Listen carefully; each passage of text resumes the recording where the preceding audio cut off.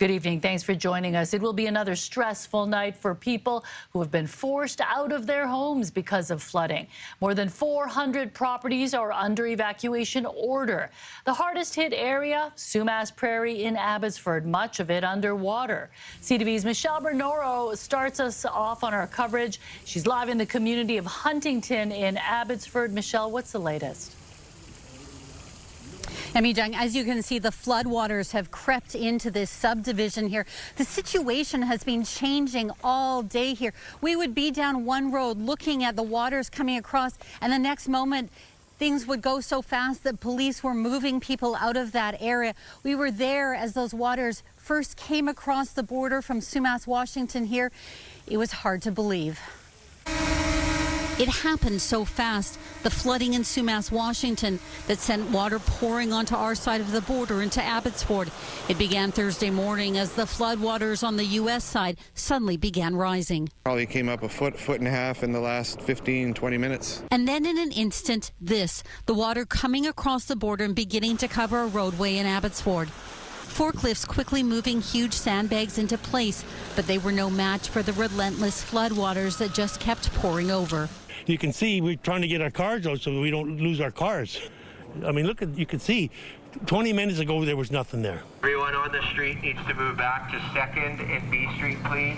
Police telling everyone to leave the area. So it's only been about an hour and 20 minutes since the water started coming across from Sumas, Washington into Abbotsford. And you can see now that this road behind me is almost completely covered. And then over here you can see how the water has come right across past those barns and over the railway tracks. It's starting to seep over now. Some Sumas Prairie residents were told to get out last night. About 1 to 1:30 in the morning, Abbotsford Fire Rescue came by, knocked on our door, woke us up and told us that there was an order in place and that we were to leave. As evacuation orders expanded, police went door to door in a subdivision along the border to alert people. Some had already done sandbagging. Meanwhile, worried farmers, the adrenaline's pumping. I didn't sleep much at all. Are hoping for the best, but bracing for the worst. We're expecting waters to rise drastically today. He's already moved dozens of heifers from this barn, which flooded during the devastating floods of 2021. We need pump stations. We need like a drainage channel, or we need the Americans to pull up their socks and make some repairs on their side. By early afternoon, some Sumas Prairie residents wading through floodwaters, and some fields and roadways now look like lakes.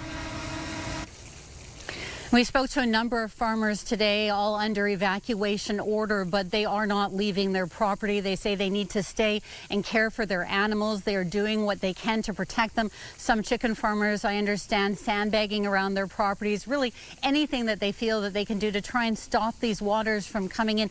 But the people I spoke to today, again, expressing frustration that more hasn't been done on the west side of Sumas Prairie to protect these farms from the floods.